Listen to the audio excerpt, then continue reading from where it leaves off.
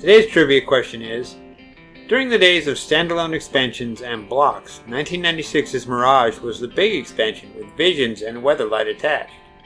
Then 97's Tempest was Stronghold and Exodus as its small expansions. This continued for years, but the first standalone expansion with its own basic lands was Ice Age, released in June of 95, followed by Homelands and Alliances. But Homelands didn't have any story connection to Ice Age, only came in 8-card boosters, like Fallen Empires, and was only considered part of Ice Age block for a lack of a more appropriate sister expansion to Alliances. Many years later, Wizards released the second small expansion to the Ice Age block, supplanting Homelands in that place. What was the name of that expansion and what year was it released? Stay tuned to the end of the episode for the answer. This is episode 10, U.S. Nationals, Columbus, Ohio, July 1997. Chronologically, my next story should be Mountain Regionals, Denver, Colorado 1997, and how I qualified for Nationals that year. But it is one of my best Magic stories, so I told it as my first story on this channel. If you haven't heard the story, please watch the Intimidator, link in the description. That story also has a parallel to my Nationals story presented here. My Nationals story is a bit long, so I'm splitting it in two, but I will combine it in a single video after both parts are posted, much like I did with the Regionals Intimidator video. Nationals that year was in Columbus, Ohio, as part of Origins Game Fair that year. I arrived in Columbus the day before the tournament began. I was 18 years old, but had never traveled outside of Wyoming by myself, so my dad came with me. Man, I miss him. He must have been bored out of his mind all weekend, but he said he enjoyed watching me do well in the Magic tournament. Also, one of my teammates in the Bad Boys of Bogarton came on a separate flight a day earlier. We were splitting a hotel room a short way from the convention center. Previously mentioned my friend Ivan. And anecdote number 2. Anyway, Ivan came to Origins to play in what was known as the Meat Grinders, which were Type 2 qualifiers for Nationals the day before Nationals started. To be honest, I think Ivan and the core of the Bad Boys, though they didn't come to Regionals to try and qualify for Nationals, were a bit jealous that I had made it to Nationals, and Ivan came to show that my presence was just a bit of a fluke, and I wasn't the best Magic player in Rock Springs. By the end of the weekend, Ivan said something to me close to, "I knew you were good at Magic, but you are really good." He said, "I'd be watching behind, where I could see your hand and thinking, 'Nick, you've got to do this, you've got to do this.' But you wouldn't do that. You do something completely different, and it was better than I would have done." He seemed surprised, but I was very happy to have Ivan there. His experience in the Meat Grinders gave him the expertise to build the deck that I played in the Type 2 portion of the tournament, and he had unknowingly brought a full playset of the card I needed to make it work. Along the same lines, a tournament grinder friend we had known from Salt Lake by the name of Jack was there at Nationals, and had also watched me play. Jack was well known in the Salt Lake area, and played in a couple of pro tournaments at the time, and the Bad Boys respected him a great deal. Sometime on day 2, Jack sought Ivan and I out, and took us aside at lunch. Jack said that he had watched me play, and he was impressed. He said that he thought I had what it takes to play on the Pro Tour. Wow, if Ivan and Jack were impressed by my play, and thought that I could play at a higher level, maybe I should set that as a goal. More on that later. Day 1 was Mirage Block Rochester Draft. If you don't know what Rochester Draft is, it is a booster draft, but instead of opening a booster and drafting a card and passing the rest of the pack unseen by the other players, a member of the tournament judging crew opens the booster and lays all the cards face up on the table, and then players take turns drafting a card from the face up cards on the table. There are some additional minor rules, but that's the basics. It allows the players to see what everyone drafted. It's really an interesting way to draft Magic. I recommend you try it sometime. It was Mirage Block, so we would draft the Mirage packs first, then Visions, then Weatherlight. 1 pack of each for each of the 8 drafters.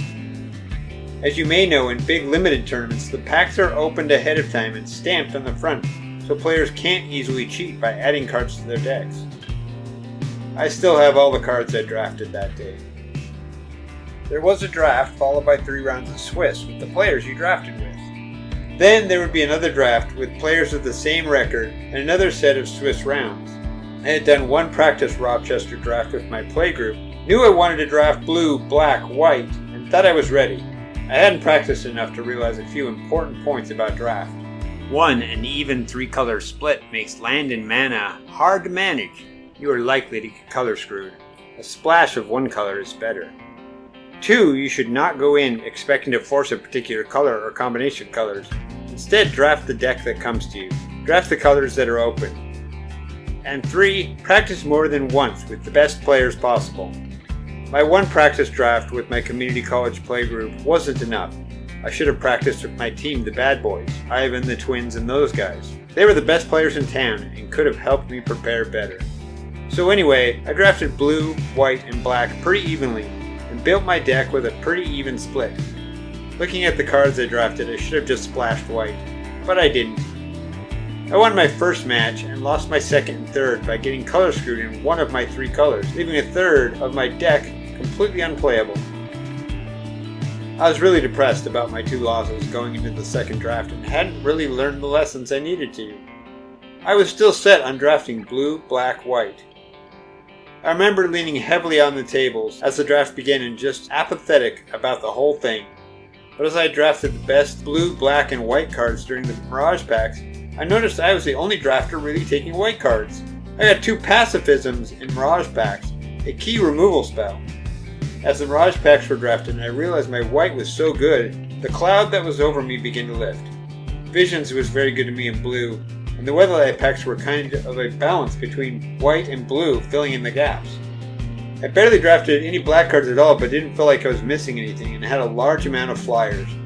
Put together a blue-white deck that I was really pleased with and had regained my total confidence. Your first opponent in the Swiss rounds following the draft would be known based on where you were sitting during the draft. But as I sat down to play my first opponent, he said, "You were the one drafter I didn't want to play against." That made me feel even more confident. I mean, all my opponents had seen what I had drafted, and my first opponent knew it was good. To his credit, he did beat me one of our 3 games. My next 2 opponents were not so lucky as I swept the next 2 rounds. I ended the draft portion of Nationals 4-2. That's the end of part 1. Part 2 of the story will be the Type 2 portion of the tournament on day 2. Today's trivia question is, during the days of standalone expansions and blocks, 1996's Mirage was the big expansion with Visions and Weatherlight attached. Then 97's Tempest was Stronghold and Exodus as its small expansions. This continued for years, but the first standalone expansion with its own basic lands was Ice Age, released in June of 95, followed by Homelands and Alliances. But Homelands didn't have any story connection to Ice Age, only came in 8-card boosters, like Fallen Empires, and was only considered part of Ice Age block for a lack of a more appropriate sister expansion to Alliances. Many years later, Wizards released the second small expansion to the Ice Age block, supplanting Homelands in that place. What was the name of that expansion and what year was it released? Answer. The missing expansion from Ice Age block was Cold Snap, released in 2005, 10 years after Ice Age. According to the internet, Wizards fabricated a tale that it was designed alongside Ice Age and delayed due to inter-office politics, and Cold Snap appeared as though it was designed alongside Ice Age, containing mechanics such as slow trips and snowlands, both mechanics that had seemingly been dropped. But it was in fact a newly designed set made to mimic Magic of a decade earlier. I was glad to have a few more slow trips from Cold Snap when I set out to design my Trippin variant game, as slow trips make the whole thing work by slowing down the action. Link in the description. Thank you for joining me for this episode. Don't forget to share, like, subscribe, and leave a comment. See you next time on Magic Storytime.